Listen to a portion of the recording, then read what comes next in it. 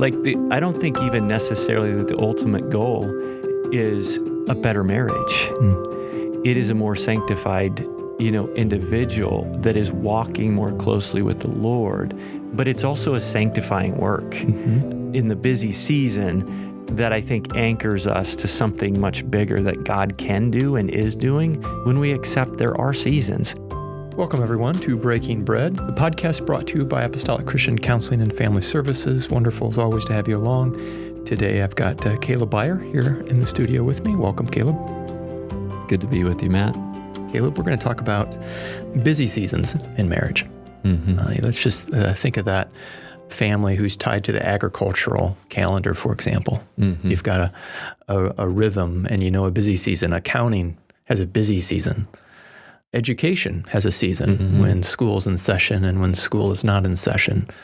And the list could go on, where in marriage, we bind ourselves one to another and we live life together. And those seasons can pose challenges, right? And so really want to speak into this nature, the nature of this particular situation. Is that hit with your experience in working with people? Yes, for sure. Both personally, but also in working with couples in, like you're saying, various circumstances where there's a season that squeezes the marriage or places pressure on it. And so navigating those periods, those seasons can be challenging in various ways. And so I think it's pertinent to be able to have a conversation and to think through. Let's just go right there with speaking to some of the challenges. What are some of the challenges that a marriage going through seasons can expect? Yeah. So for one, it's just the reality of stress. If we use the farming agriculture as an example, so when it comes to planting season, it is about getting seed in the ground.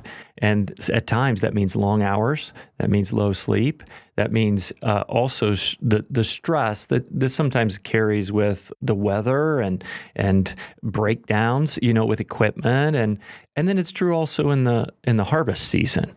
And those are two activities that cannot be pushed off. Absolutely. And it affects the bottom dollar, which again, we would say, oh, well, as a farmer, that's what you depend on for the rest of the year. And right? you'll have that conversation with an accountant as well. Yes. During the season, has no ability to move April 15th. That is a deadline. And in teaching as well. Marriages have spouses that are in the teaching profession, and there are certain parts of that calendar maybe that they are taxed with a lot of supervision, a lot of activity, and they can't. Yeah, so you have the stress piece. You also have the kind of reorientation, or maybe not reorientation, but just the focus on, it isn't that you're necessarily, at some level you are focusing on your marriage less, it's that your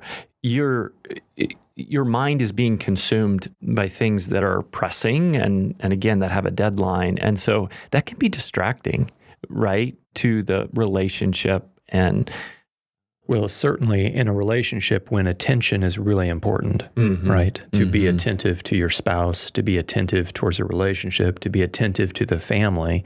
Yeah. And there is a very warranted distraction from those things. Is that kind of what you're speaking to? Yeah. And with that, one marital researcher, he talks about love maps, Gottman. He talks about, and that's about knowing, right, what's going on in each other's lives.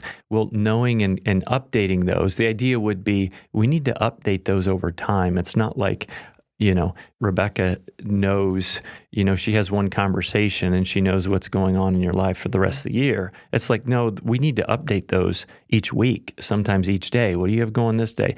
Well, when there is a busy season, there's less time for filling my inner world with what's going on in my spouse's life.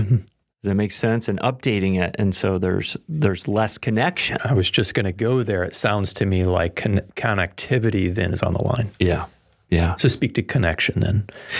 Yeah. So what do we mean by connection? What is connection, and then what the absence of connection can do? Yeah. So when we talk about connection, it is that aspect of knowing, not just knowing facts about our spouse, but actually knowing them, knowing their heart, what's going on with their emotions, what they're looking forward to that week, what they're coming up that they're afraid of or that's consuming their mind, right? Or their heart, or even their walk with the Lord and how that's, how they're walking through that. And so knowing it is actually not just knowing it cognitively in a sense that, I'm able to identify it, but experientially. I'm able to connect with what it's like for my spouse to walk through this day, what it's like for my spouse to walk through this week, right? We would say that's connection. And my spouse understanding that I get that. If this communication isn't done and connection is not made in the ways that you prescribed, what can we expect?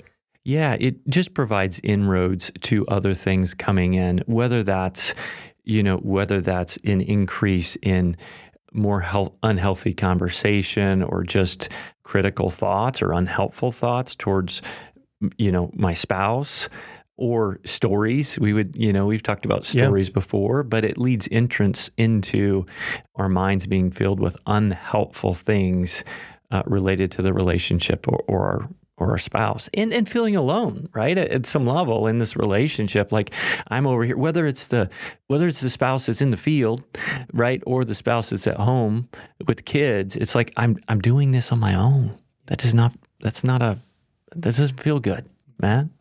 It's not good for man to be alone. So let's speak to each spouse separately. So let's talk about spouse A is the one who is busy, and spouse B is the one who is picking up all of the pieces. Mm-hmm. Okay, are those two clear? Yeah. Let's take one at a time.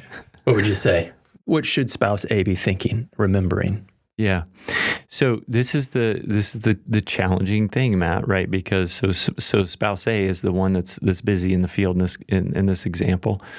So to keep in mind, right, in their various ways, even if we take the example of a farmer in the field, to stay connected or check in or to be able to seek to pursue what it's like for spouse B to be at home, picking up the pieces.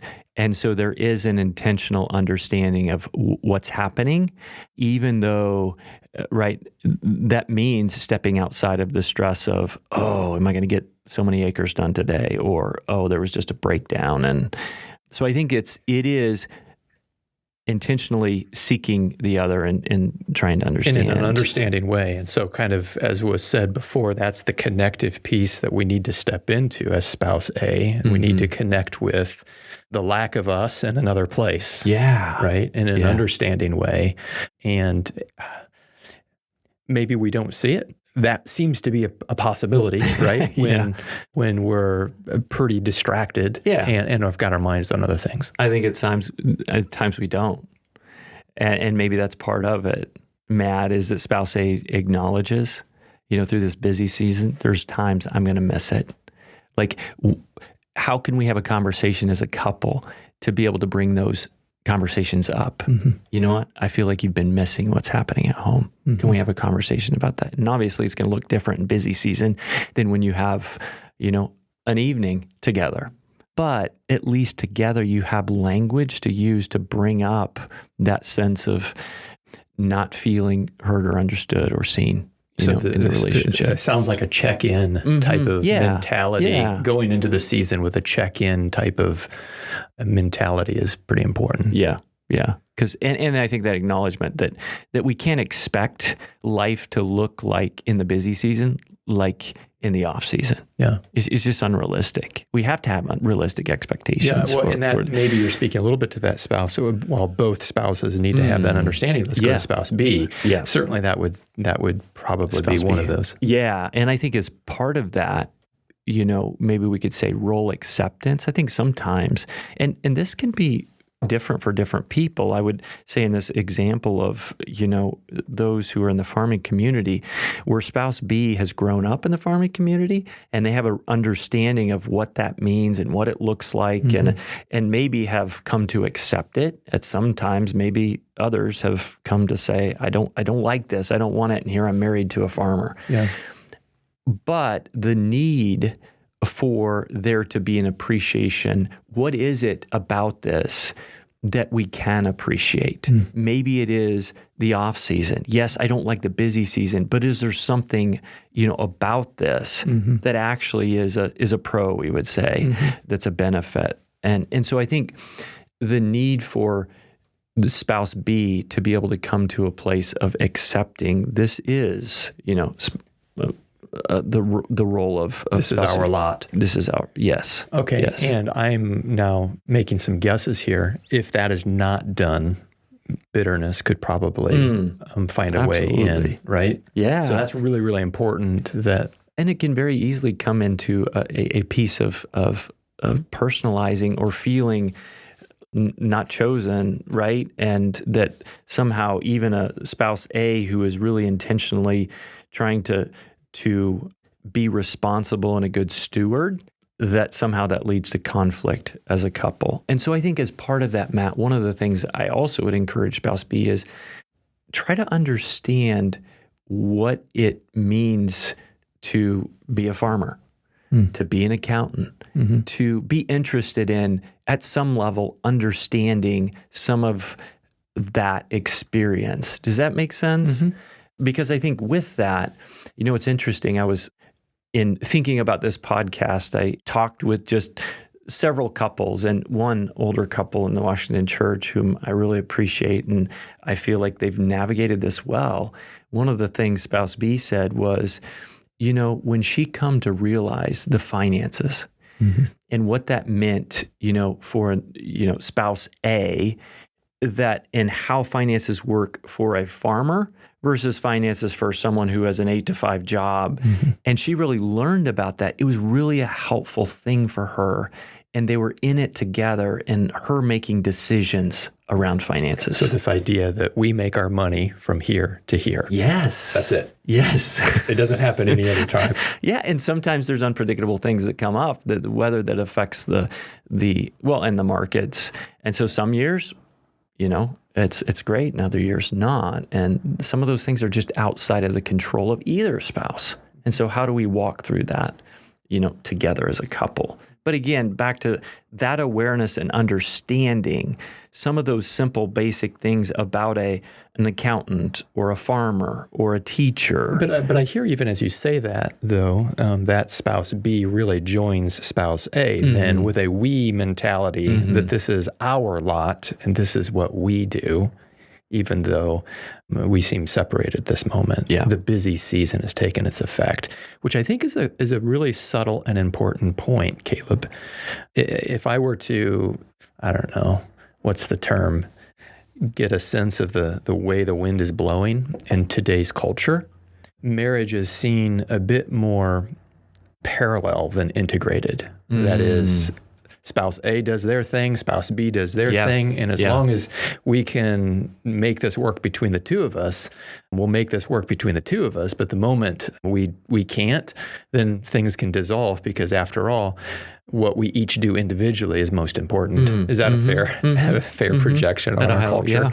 On a high level, this type of self-actualization, I think, is maybe some of the terminology there. Yeah. But you're really calling us to something very different in order to thrive as a marriage in busy season. Yeah, certainly we would say in Scripture we're called to oneness, and we're called to esteem other more highly than yourself. This sense of other. It doesn't mean that you forget about yourself or you don't take care of yourself in the sense of managing stress well and being able to speak up and share, what, I need some time this weekend, or, things like that. But certainly. But it sounds like what you've laid forward here is you really do need a we framework. Yeah. Both spouse A, remembering that they are a we with spouse B, and spouse B remembering that we are a we and spouse A. And so understanding each one, flowing back and forth, and that check-in, which you've kind of prescribed, goes both ways. Yes. And I think that's an important piece of saying, I see you and I understand this is hard, even when this is kind of what our, calling or occupation is, in life is I know it's not the easiest, and that we can have those conversations and just acknowledge that together as a couple. I think following up with this idea of marriage, we're really positing this conversation with a marital understanding that has a large arc to it, right? Mm-hmm. That sees past the season, in fact, sees the entire calendar, in fact, sees the entire marriage over decades, right? Which is a very different look and feel from only seeing the day that you're in, right? Mm-hmm. So speak to this larger understanding of marriage that people have stepped into together with a life that ebbs and flows according to the seasons. Mm-hmm. I think it is helpful for us to have as couples things that anchor us in time, but that we also carry with us. And so some have used the idea of rituals. We have these things that we do regularly that connect us in a larger kind of reality than this moment, this busy season, this whatever it is, which helps us maintain our connection even when things are more stressful or more difficult or less time, because we know we've had other experiences in a together. sense, there's something to look forward to. Right? Yes. You are in preparation for. Yes. And there is something that you're reflecting from. Yeah. You've completed, right? Yeah. Those types of things is maybe what you're speaking to in the marital concept, which is really powerful. Yeah. And a couple of those, just again, in talking to some couples, one said that they knew coming through this busy season, they always planned a vacation immediately following planning season. And the family knew it. The kids look forward to it. And so there was a sense of, hey, we get through this, we're going away together. And even that can create some conversation during the busy season of, oh, I can't wait to. And again, that's one kind of small, but I think a really healthy example that this couple and family is able to look forward to. And that those vacations, they have memories that now they share in together, as a family. And they become those are special times. And they become an artifact of the way we've done life. Yes. Which the career and the seasons were very much a part of. Yeah. And another one is just, and I think this is common to agriculture too, that is like that the spouse at home would bring out, a meal and come to the actual field. Mm-hmm. And for 30 minutes, this means spouse A stops the tractor. Mm-hmm. And he was very intentional about doing that, and that brought the kids out. And so they had a meal, together. It meant stopping. Mm-hmm. But again, for a short time that we're able to kind of connect and have some time together. Yeah, and I even hear a bit of celebration in what that could have been, right? For couples to build in, what does it look like to celebrate in the season, even though it's big? Yes. And even though it's busy.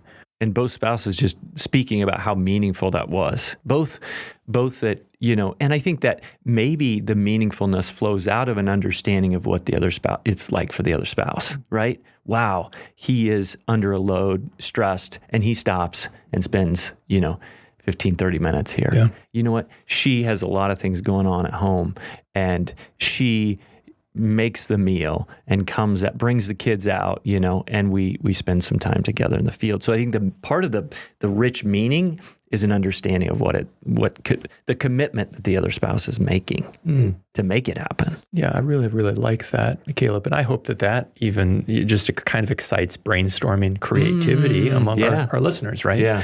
What does it look like in your context? What does it look like with the busy season that you and your family experience, whatever that is on the calendar? What are ways and creative ways to even celebrate the busy season, or its finish, or its progress? Yeah. Right? Yeah. And that is that I think oneness in walking through a busy season together. So Kaleb, celebrations kind of have an aura of big and thoughtful. I would have to believe that some of the solution of living life well in busy season is not the grandiose, right? So tell me that there's something much more local and easy. Yeah. And thankfully there is, Matt, right? The whole idea is small things often. And even things that That's often, the recipe? Small things recipe. often? Yeah. Okay. And so whether that, so what are those small things? Sometimes we just go past these. So these meaning, when you leave in the morning, how is it that you say goodbye? Yeah. Right? Or when you get home, and maybe it's, again, we think about a farmer, maybe the one spouse is in bed. And so we have to be thoughtful about what this looks like. Maybe it's FaceTime, text message, but we're intentional about, we would say that this whole concept, again, comes from John Gottman, and he talks about 6 hours to a better relationship in your week. But one of the interesting things is you look at that, first you think about 6 hours like, where's wow. that going to go? Yeah. But if you put it on a calendar, it's like 5 minutes goodbye, 5 minutes hello. It's again, small things often, but you're intentional about those moments that you're together. And before you leave, hey, what do you have coming up today? Mm-hmm. Right? And then the way you embrace physically matters. And so we're really intentional about turning towards each other, acknowledging each other, expressing appreciation. 5 minutes. And that's a big deal to do that, regularly, day after day after day, that then can keep out some of that, the bitterness, the difficult aspects. It's not the cure-all, but it certainly goes a long way to supporting a couple's connection through the busy season. I love that. In Ecclesiastes chapter 3, it talks about the seasons. For everything, there is a season and a purpose under heaven, which is really hopeful, right? To see seasons as purposeful. So maybe as we close here, Kaleb, what's God possibly doing in these seasons? Because I think he probably doesn't want to waste it, right? Yeah. I don't think even necessarily that the ultimate goal is a better marriage. It is a more sanctified, individual that is walking more closely with the Lord and manifesting, right, him day to day. And through seasons, when I think, as I think about God's heart for this, yes, we have the marriage relationship that we're called to steward, but it's also a sanctifying work in the busy season that I think anchors us to something much bigger that God can do and is doing when we accept there are seasons. And some seasons I don't like. I would rather not go through. But in how is it that we are able to learn how to walk through that, well, and accept life as it is, not as I'd want it to be, which I think Jesus provides a really healthy, good model. I think that's great. And I like that conclusion, Kaleb, that in the suffering, really, that's what we're talking about here, is a suffering of some sort. And we suffer together, we suffer well, and with patience one with another. Yeah. And I think that when you're walking through that suffering together, it is a beautiful thing because there's some things they're suffering with that are just part of this, and they're doing that to serve you, right? To love you. And I think that's a really beautiful powerful thing. That's powerful. Thanks, Kaleb. Thanks each one for listening. We have so much respect for your marriages and your families and the calendar years. It would look different for everybody, but I would imagine seasons come to play at some level. And this has been excellent. Thanks. Appreciate it. Thank you each one for listening. God bless you all.